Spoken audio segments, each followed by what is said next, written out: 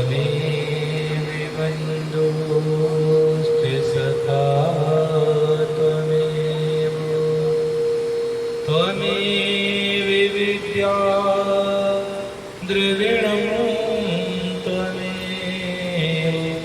त्वमेव शरीरं मम देवी देव।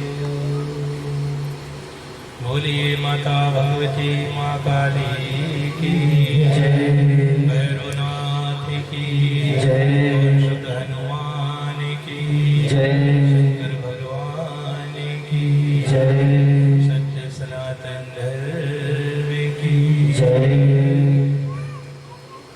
आज इस कथा के द्वितीय दिवस पर हम उनके चरणों में सहस्त्र कोटि प्रणाम करते हैं, जिनके चरणों में सदा ब्रह्मा विष्णु महेश जैसे देवता सदा शीश झुकाकर खड़े रहते हैं।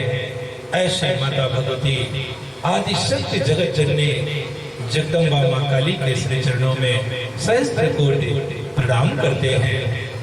तत्पश्चात यहाँ पर उपस्थित सभी भक्तों के हृदय रूपी मंदिर में भी विराजमान माता भगवती माँ काली की छवि को देखते हुए आप सभी भक्तों का भी स्वागत करता हूँ, वंदन करता हूँ, आप सभी भक्तों को प्रणाम करता हूँ। धर्म प्रेमी भाई बहनों, आज यह कथा का दूसरा दिवस है और इस कथा के दूसरे दिवस पर हम सभी चर्चा करेंगे कि ईश्वर का निवास कहाँ होता है, भगवान कहाँ रहते हैं, भगवान कैसे प्राप्त होते हैं और भगवान करते क्या है। क्योंकि सदियों से लेकर आज तक इस धरती पर निरंतर भगवान को खोजते आ रहे हैं।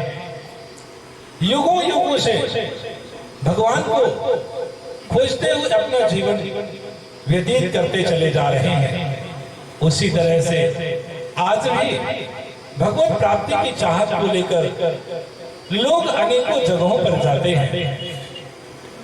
तो क्या आप लोग भी भगवान को जानना चाहते हैं कि वह कहाँ रहते हैं, कैसे प्राप्त होते हैं? क्या आप लोग जानना चाहते हैं? जरा हाथ ऊपर करें तो देखें। चलिए, बहुत अच्छी बात। एक बार अपने लिए तालियां बजा ले, स्वयं के लिए तालियां बजा ले। बोलिए भगवान की जय, बोलिए माता भगवती माँ काली की। धर्म प्रेमी भाई बहनों, मानो भगवान की खोज करने के लिए तीर्थों में जाता है, कभी हरिद्वार जाता है, कभी वृंदावन जाता है, तो कभी मथुरा जाता है, तो कभी काशी भी चला जाता है। फिर भी उसे भगवत प्राप्ति नहीं हो पाती, उसे भगवान के दर्शन नहीं हो पाते। क्यों? क्योंकि हम सबके अंदर वो ज्ञान नहीं है, हमें वो ज्ञान नहीं है कि भगवान रहते कहाँ हैं, भगवान करते क्या है और भगवान कैसे प्राप्त होते हैं। यदि हम लोगों को ये ज्ञान हो जाए, पता चल जाए, तो बड़ी सहजता से हम भगवान को प्राप्त कर सकते हैं, भगवत दर्शन कर सकते हैं। इसलिए मेरे भाई बहन, आज हम सभी को इस भागदौड़ की जिंदगी में रुक करके विचार करने की आवश्यकता है कि आखिर भगवान रहते कहाँ हैं, भगवान करते क्या है और वह कैसे प्राप्त होते हैं। यही प्रश्न एक राजा ने अपने दरबार में किया था। एक राजा थे, उनका नित्य प्रति दरबार लगता था। तो उस दिन दरबार में बड़े बड़े विद्वान बैठे हुए थे, सभी भगवत चर्चा कर रहे थे, आध्यात्मिक चर्चाएं करते रहे, जिसे सुनकर राजा अचानक कहते हैं कि अरे आप लोग तो हमेशा भगवान भगवान के रट लगा करके रखते हैं, आखिर आज आप लोग बताइए कि भगवान रहते कहाँ हैं, करते क्या हैं और कैसे प्राप्त होते हैं।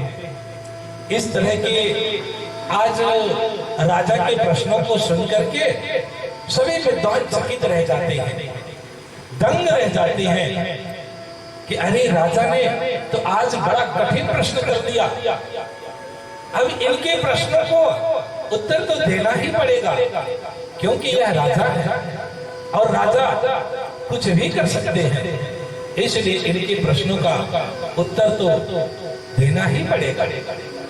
ऐसा विचार करते हुए सभी विद्वान अपने अपने ज्ञान के आधार पर राजा को उत्तर देते हैं, परंतु किसी विद्वान के उत्तर से राजा संतुष्ट नहीं हो रहे थे।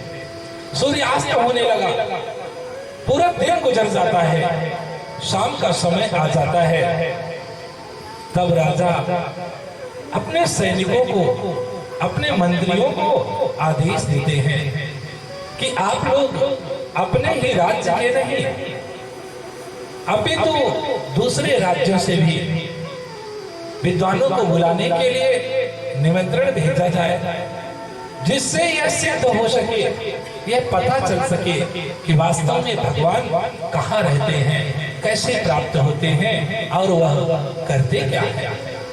धर्म प्रेमी भाई बहनों, राजा का आदेश पाकर सभी मंत्री सैनिकों के साथ दूसरे राज्यों में भी जाकर के विद्वानों को निमंत्रण देकर के वापस आ जाते हैं। इधर किसी तरह से रात्रि गुजर जाती है। रात्रि में राजा को नींद नहीं आ रही है, क्योंकि वह बार बार विचार कर रहे हैं कि आखिर इन प्रश्नों का उत्तर कौन देगा, कैसे प्राप्त होगा, कौन बताएगा कि भगवान कहाँ रहते हैं। ऐसा विचार करते हुए रात्रि गुजर जाती है, सुबह हो जाती है, पुनः दरबार का आयोजन किया जाता है और सभा संचालित की जाती है। उस सभा में बड़े बड़े विद्वान ऊंचे ऊंचे सिंहासनों पर, रत्न जड़ित सिंहासनों पर बैठे रहते हैं। तभी कुछ क्षणों में उस सभा में, उस राज दरबार में राजा का आगमन होता है। राजा सभी विद्वानों को प्रणाम करते हैं और उनसे निवेदन करते हुए प्रश्न करते हैं कि हे विद्वानों, आप सभी से मेरा एक प्रश्न है कि जिन भगवान को आप लोग निरंतर समाज को बताते रहते हैं, वे भगवान कहाँ रहते हैं, कैसे प्राप्त होते हैं और करते क्या है, आप लोग बताने की कृपा करें। मेरे भाई बहन, आज राजा के प्रश्नों को सुनकर के पुनः सभी विद्वान दंग रह जाते हैं और अपने अपने ज्ञान के आधार पर राजा को उत्तर देते हैं। कोई कहते हैं कि भगवान तो कण-कण में व्याप्त है, कण-कण में बैठा हुआ है, हरि व्यापक सर्वत्र समाना। हे राजन, समान रूप से परमात्मा विराजमान है। कोई कहता है कि हर शरीर के अंदर, हर प्राणियों के अंदर भगवान का ही तो निवास है, लेकिन दूसरे प्रश्नों में वह निरुत्तर हो जाते कि भगवान करते क्या है। इस तरह से कोई भी विद्वान राजा को संतुष्ट नहीं कर सका। अंततः दरबार स्थगित कर दी जाती है और सभी विद्वान अपने अपने घरों के लिए चले जाते हैं, अपने अपने आश्रमों के लिए चले जाते हैं। समय गुजरता चला जाता है कि एक दिन राजा अपने सेनापति के साथ भ्रमण कर रहे थे कि अपने सेनापति से राजा कहते हैं कि सेनापति, क्या तुम जानते हो कि भगवान कहाँ रहते हैं, भगवान कैसे प्राप्त होते हैं और वह करते क्या है।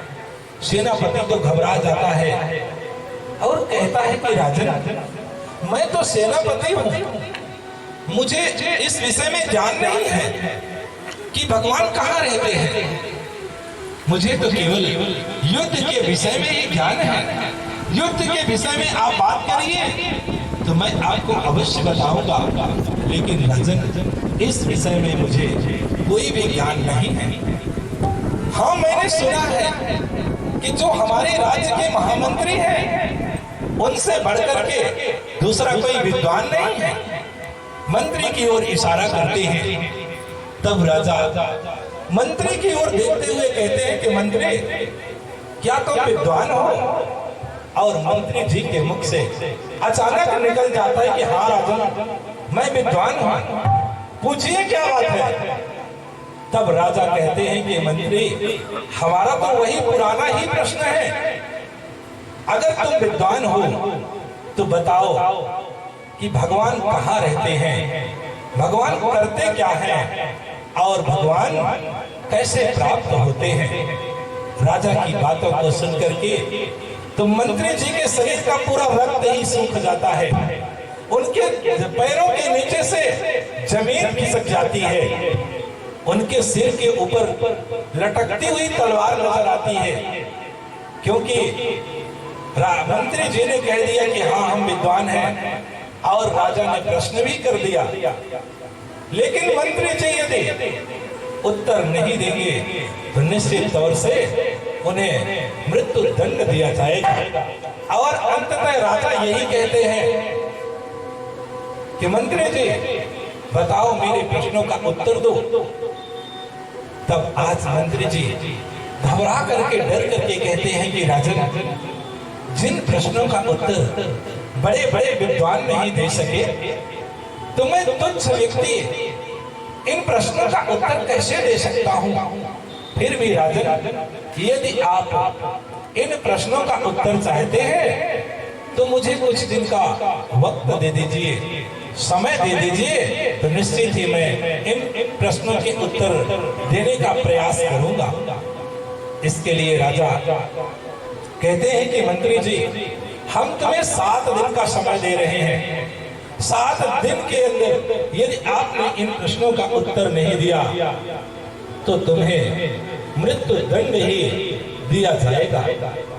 ऐसा सुनकर के मंत्री जी भयभीत हो जाते हैं, घबरा जाते हैं कि अब ना जाने क्या होगा, हो सकता है कि हमारी मृत्यु ही आ गई हो। ऐसा विचार करते हुए मंत्री जी अपने घर चले जाते हैं, और सुबह होते ही वो विद्वानों की तलाश में दूर दूर तक निकल जाते हैं। सभी विद्वानों के पास जाकर के चर्चा करते हैं, प्रश्न करते हैं, लेकिन कहीं से भी मंत्री जी को इन प्रश्नों का उत्तर नहीं मिलता। अंततः वह थक करके, हार करके वापस आ जाते हैं। 5वां दिन आ जाता है। 5वें दिन तो अब मंत्री जी की बेचैनी बढ़ती चली जाती है। वो चिंतित हो जाते हैं और आकर बिस्तर में लेट जाते हैं। तो जो मंत्री जी का नौकर था, मंत्री जी को चिंतित देख करके कहता है कि मालिक, विगत कई दिनों से आप बड़ा परेशान नजर आ रहे हैं। आखिर क्या बात है? आपके परेशानी का कारण क्या है?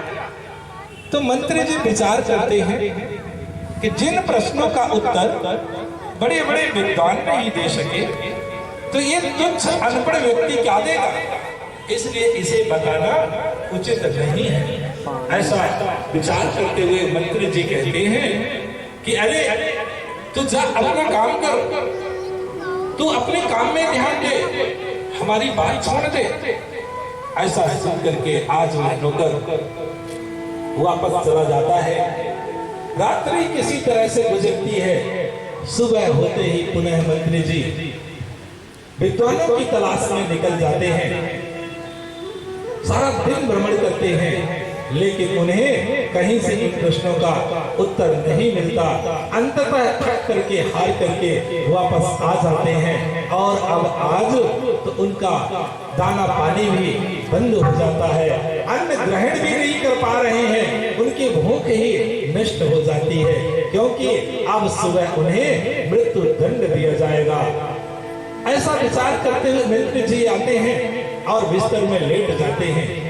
जिसे देख करके नौकर पुनः दुखी होता है और मंत्री जी के पास, अपने मालिक के पास आकर के उनके चरणों में प्रणाम करते हुए कहता है कि मालिक, आपने तो हमेशा हमें माता पिता की तरह प्रेम किया है, हमेशा आप पुत्र की नजर से ही हमें देखते रहे, इसलिए हर पुत्र का कर्तव्य होता है कि वह अपने माता पिता की परेशानी का कारण जाने और उनकी परेशानियों को दूर करने का प्रयास करे। इसलिए मालिक, आप मुझे बताने की कृपा करें। इस तरह से आज नौकर की बातों को सुनकर के मंत्री जी भी भावुक हो जाते हैं और कहते हैं कि क्या बताई बेटा, राजा ने एक ऐसा प्रश्न किया था और उस प्रश्न का उत्तर पाने के लिए हमें 7 दिन का समय दिया था। आज 6 दिन गुजर गए हैं। बेटा, कल सुबह उत्तर न देने पर हमें मृत्यु दंड दे दिया जाएगा। ऐसा सुनकर के नौकर तो घबरा जाता है, कांपने लगता है और कहता है कि मालिक, हम आपको मरते हुए नहीं देख सकते, भले ही आप उन प्रश्नों का उत्तर दें या ना दें, लेकिन हम आपको मरते हुए नहीं देख सकते। राजा से हम निवेदन करेंगे कि मालिक, पहले हमें मृत्यु दंड दें, इसके बाद हमारे मालिक को मृत्यु दंड दिया जाए। ऐसा नौकर अपने मालिक से, मंत्री जी से कहता है। लेकिन कुछ ही क्षण में नौकर कहता है कि मालिक, प्रश्न तो बताएं, आखिर राजा ने आपसे कौन सा प्रश्न किया था? तो मंत्री जी कहते हैं कि राजा के 3 प्रश्न थे बेटा, जिसमें पहला प्रश्न था कि भगवान कहाँ रहते हैं, दूसरा प्रश्न था कि भगवान करते क्या हैं, और तीसरा प्रश्न था कि भगवान कैसे प्राप्त होते हैं। ऐसा सुनकर के आज नौकर कहता है कि मालिक, आप इतने छोटे से प्रश्नों को लेकर के इतने बड़े दुखी हो गए हैं आप। मंत्री जी भी विचार करते हैं और कहते हैं कि बेटा, तुझे पता नहीं, तुझे ये छोटे प्रश्न लग रहे हैं, इन प्रश्नों का उत्तर तो बड़े बड़े विद्वान नहीं दे सके हैं और तुझे छोटा दिखाई दे रहा है। तब नौकर कहता है कि मालिक, आप चिंता ना करें, इन प्रश्नों का उत्तर तो हम चुटकी बजाते हुए दे देंगे। ऐसा सुनकर के मंत्री जी कहते हैं कि अरे, तुझे ज्ञात है क्या? तब नौकर कहता है कि मालिक, आप बिल्कुल परेशान ना हो, भोजन ग्रहण करें, विश्राम करें रात्रि में, सुबह राजा को इन प्रश्नों का उत्तर हम अवश्य देंगे। ऐसा कहते हुए दोनों आज नौकर और मालिक पिता पुत्र की तरह हो जाते हैं। रात्रि गुजर जाती है। सुबह जब चलने का नंबर आता है तो नौकर मालिक से कहता है कि मालिक, आप राजा से सिर्फ इतना कह दीजिएगा कि राजन, यह आपका प्रश्न जो आपने प्रश्न किया है, यह प्रश्न बहुत छोटा है, ये प्रश्न हमारे योग्य नहीं है, ये आपके प्रश्नों का उत्तर तो हमारा ये नौकर दे देगा। बस इतना ही कहना है, बाकी आगे हम सब संभाल लेंगे। अब दोनों पिता पुत्र की तरह एक होकर के राज दरबार में जाते हैं। राज दरबार में तो सभी इंतजार ही कर रहे थे कि मंत्री जी का आगमन हो। कुछ लोग तमाशा देखने वाले भी थे, इंतजार कर रहे थे कि मंत्री जी के द्वारा, जब विद्वानों के द्वारा उत्तर नहीं दिया गया तो मंत्री क्या उत्तर देंगे, इसलिए अब मृत्यु दंड निश्चित है। तो कुछ तमाशा देखने वाले भी खड़ी थे। तभी मंत्री और नौकर दोनों पहुंच जाते हैं, जिसे देख करके सभी लोग कहते हैं कि आओ मंत्री जी, आओ, आपका स्वागत है इस दरबार में, क्योंकि आज आखिरी दिन है। ऐसा कहते हुए, विचार करते हुए सभी मंत्री जी को इशारा करते हैं। तभी राजा भी कहते हैं कि मंत्री जी आइए, क्या आपने मेरे प्रश्नों का उत्तर ले आए? ऐसा सुनकर के मंत्री जी आज राजा के सामने दोनों हाथों को जोड़कर कहते हैं कि राजन, अरे आपने जो ये प्रश्न किया था ना, ये प्रश्न आपका बहुत छोटा है, हमसे कोई और बड़ा प्रश्न करे। छोटे मोटे प्रश्नों का उत्तर आप हमसे पूछ रहे हैं। इन प्रश्नों का उत्तर तो हमारा नौकर दे देगा। ऐसा सुनकर राजा चकित रह जाते हैं और कहते हैं कि मंत्री जी आप क्या बात कर रहे हैं, अरे फिर से विचार कर लीजिए, आपका नौकर दे देगा इन प्रश्नों का उत्तर। ऐसा सुनकर के पुनः आज मंत्री जी कहते हैं कि हाँ राजन, हमारा नौकर इन प्रश्नों का उत्तर अवश्य दे देगा। राजा ऐसा सुनकर के कहते हैं कि कहाँ है तुम्हारा नौकर, बुलाओ अपने नौकर को।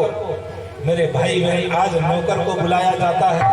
अब नौकर तो नौकर ही होता है, फटे मैले कुचले कपड़े पहनकर राज दरबार में हाजिर होते हैं नौकर साहब। तब राजा कहते हैं कि क्या तुम मेरे प्रश्नों का उत्तर देने आए हो? नौकर कहता है हाँ राजा, मैं आपके प्रश्नों का उत्तर देने ही आया हूं। तब राजा कहते हैं तो फिर मेरा पहला प्रश्न है कि भगवान कहाँ रहते हैं, दूसरा प्रश्न है कि भगवान कैसे प्राप्त होते हैं, तीसरा प्रश्न है कि वह करते क्या है। ऐसा सुनकर के आज नौकर कहता है कि राजन, मैं आपके प्रश्नों का उत्तर देने ही आया हूँ, लेकिन उत्तर देने से पहले एक कटोरा दूध पाना चाहता हूँ। ऐसा सुनकर के तुरंत राजा सैनिकों को आदेश देते हैं, एक कटोरा दूध आ जाता है। एक कटोरा दूध आ जाता है। अब इस हाथ में दूध से भरा हुआ कटोरा लेकर के नौकर ऐसे उंगली करके उस कटोरे में इस तरह से गोला गोला घुमाना प्रारंभ कर देते हैं। 1 मिनट हो जाता है, फिर देखते हैं, फिर घुमाना शुरू कर देते हैं, फिर देखते हैं उंगली उठाकर फिर घुमाते हैं। इस तरह से आज पूरे दरबार के लोग देख करके चकित हो जाते हैं कि आखिर ये नौकर कर क्या आ रहा है। राजा के मन में भी बात आती है, विचार करते हैं कि ये नौकर दूध तो मंगाया परंतु ना ये पी रहा है, ना जमीन में रख रहा है। नौकर था, बार बार कटोरे में उंगली घुमाते, फिर ऊपर करके देखते, फिर घुमाते, जिसे देख करके सभी दरबार के लोग चकित रह जाते हैं कि आखिर ये नौकर कर क्या रहा है।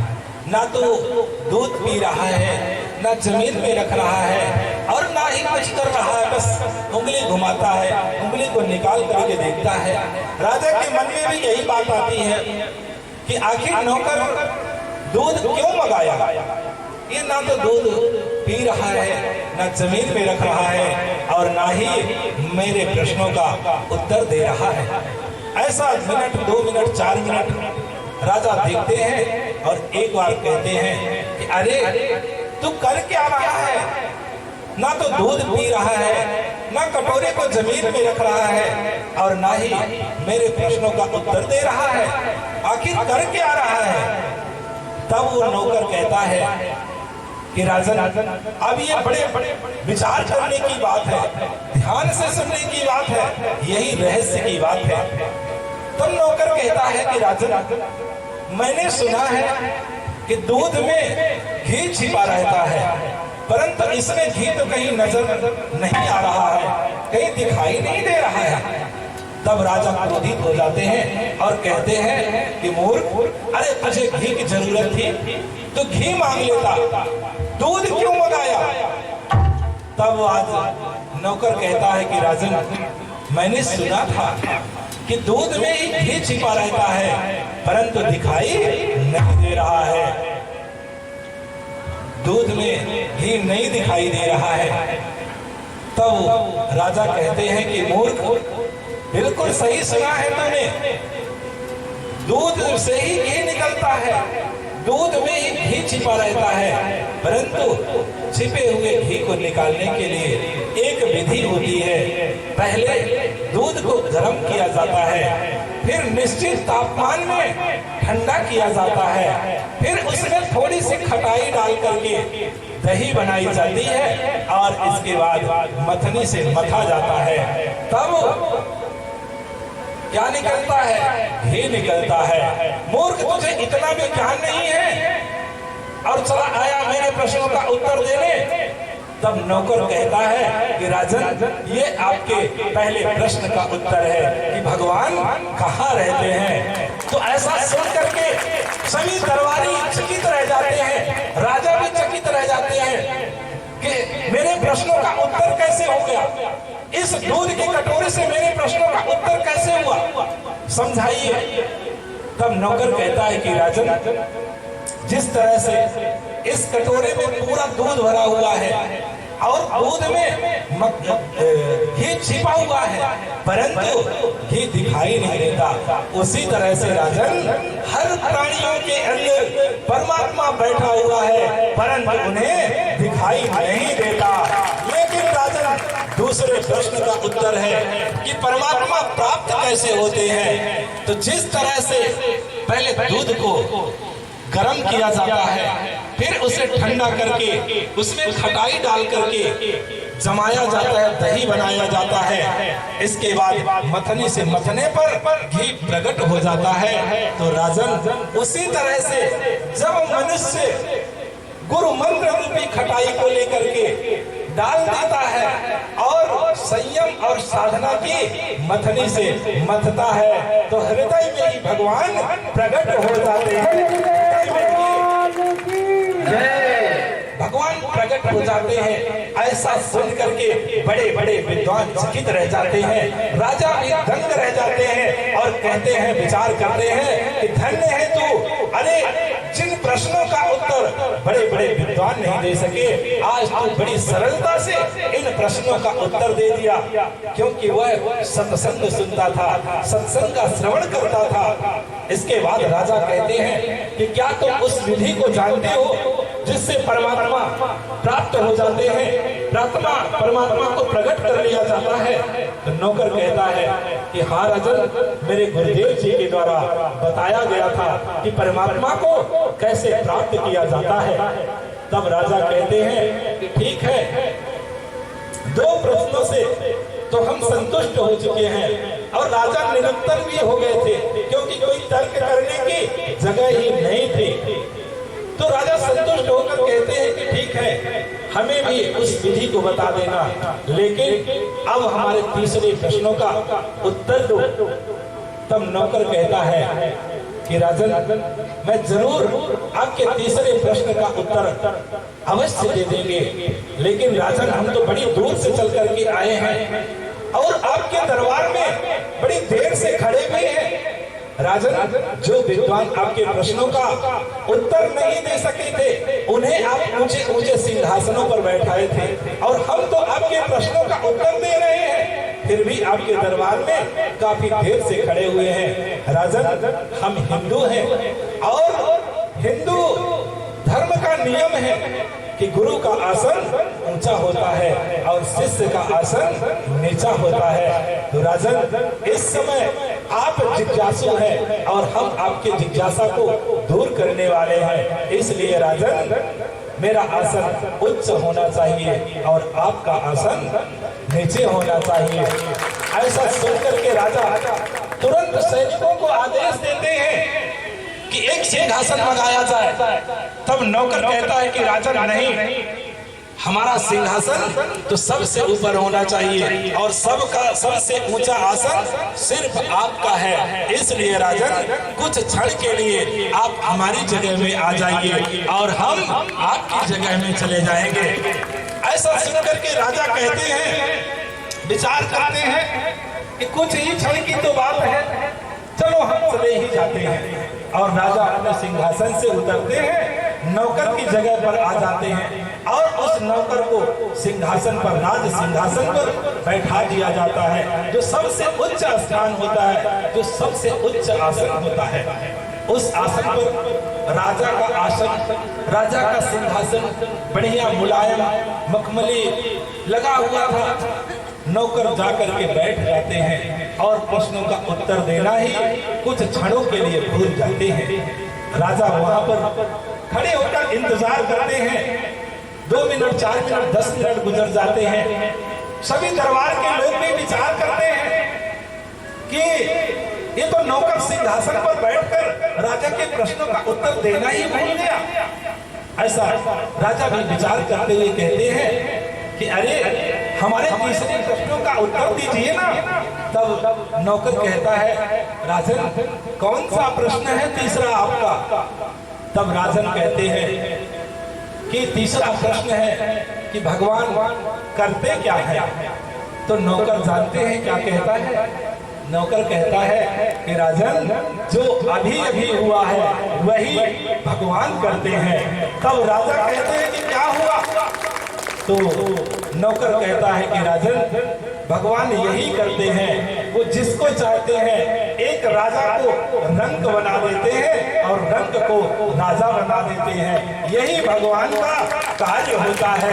मेरे भाई बहन, आज नौकर के उत्तर को सुनकर के सभी दरबारी चकित रह जाते हैं, दंग रह जाते हैं। राजा बड़ी प्रसन्नता के साथ नौकर का और मालिक का सम्मान करते हैं और नौकर को भी मंत्री पद पर नियुक्त कर देते हैं। बोलिए श्री सद्गुरुदेव जी भगवान की, भगवान की। माता भगवती माँ काली की, माँ काली की। बस 2 मिनट और लेंगे, आखिरी कड़ी है। तो दोनों मालिक और नौकर अब तो आराम से जीवन व्यतीत करने लगते हैं। तो मेरे भाई बहन, नौकर राजा का जो पहला प्रश्न था कि भगवान कहाँ रहते हैं, तो नौकर के द्वारा उत्तर दिया जाता है कि भगवान समस्त प्राणियों के अंदर में रहते हैं, अंतर्घट में रहते हैं, हृदय प्रदेश में रहते हैं। लेकिन आज हम लोग दुर्भाग्यवश खोजने कहाँ जाते हैं? कभी हरिद्वार जाते हैं, तो कभी मथुरा जाते हैं, कभी काशी जाते हैं, कभी वृंदावन जाते हैं। जबकि भगवान है कहाँ? वो हम सबके अंदर बैठे हुए हैं। पूर्व में भी जितने महापुरुषों ने भगवत दर्शन किया था, वह चाहे गौतम बुद्ध हो, महावीर हो, सूरवीर, तुलसी, रैदास, कोई भी हो, महावीर से लेकर के महादेव तक सभी अपने अंदर ही भगवान को पाया था। इसका प्रमाण तो स्वतः हनुमान जी भी दे रहे हैं। आप सबने अनेकों सीरियलों के माध्यम से देखे होंगे कि जिस समय हनुमान जी सीना फाड़ करके दिखाया था, तो कौन दिखाई दिया था? प्रभु श्री राम और जनक नंदिनी माता सीता जी दिखाई देगा। क्या आप लोग बता सकते हैं क्या दिखेगा? लगभग 80% लोगों के सीने का ऑपरेशन किया जाए, सीने को फाड़ा जाए, तो क्या दिखेगा जानते हैं? गुटके का पाउच दिखेगा कि नहीं दिखेगा? गुटके का पाउच दिखेगा। बीड़ी सिगरेट के धुआं उड़ता हुआ दिखेगा। जैसे फैक्ट्री पुराने जमाने में ट्रेन नहीं चलती थी, कोयला वाली बड़ा तेज धुआं, तो यदि संयोग से ऑपरेशन हुआ ना, तो पूरा बीड़ी सिगरेट का गांजा का धुआं निकलना शुरू होगा। किसी किसी के सीने में तो मुर्गी की कड़ी, अंडे ना जाने क्या क्या निकलेंगे, और किसी के सीने में जानते हैं क्या निकलेगा? वो निकलेगा, वो मैं करता हुआ बकरा निकल आएगा। अरे तो मेरे भाई बहन, जब हम सब लोगों ने इन सभी का बाजार लगा कर रखे हैं, तो भगवान कहाँ रहेंगे? उनके रहने के लिए जगह कहाँ है? इसलिए हम सभी को विचार करना चाहिए और ये सभी प्रकार के नशे मांस का त्याग करके भगवत भजन करना चाहिए। इसी में जीवन का कल्याण हो सकता है, इसी से हमारा जीवन सफल और सार्थक हो सकता है, इसी से हम संसार सागर से पार हो सकते हैं, हमारा परिवार भी सुखी हो सकता है। क्योंकि आज हर घर की कथा है, हर घर की व्यथा है कि लोग नाना प्रकार के नशे मांस से लिप्त रहते हैं, जिसके कारण उनका पूरा परिवार बिखरता चला जा रहा है। इसलिए हम सभी को संकल्प करना चाहिए। कथा हमें यही ज्ञान देती है, सत्मार्ग की ओर बढ़ाती है, कुविचारों से दूर ले जाती है। हमें सत्संग का लाभ यही होता है। इसलिए यदि हम लोग सत्संग का श्रवण करते हैं, सत्संग सुनते हैं, तो हमारे अंदर सद्विचारों का आगमन होना चाहिए। अतः आज इस पतवा की धरती पर बैठ करके इस कथा के दूसरे दिवस पर हम सभी संकल्प करेंगे कि आज के बाद हम जो भी नशा करते हैं, उस संसारिक नशे को त्याग करके अध्यात्म आध्यात्मिक नशा करेंगे, भक्ति का नशा करेंगे, जिससे हमारा जीवन सफल और सार्थक हो सके। इन्हीं शब्दों के साथ माता भगवती जगदम्बा के चरणों में प्रणाम करते हुए अपने शब्दों को विराम देते हैं। आइए, समय भी ज्यादा हो रहा है, संध्या वंदन का समय हो रहा है। आइए हम सभी बड़े भाव के साथ माता भगवती जगदम्बा का जय घोष करते हुए माँ काली की आरती प्रारंभ करेंगे। बोलिए माता भगवती माँ काली की जय।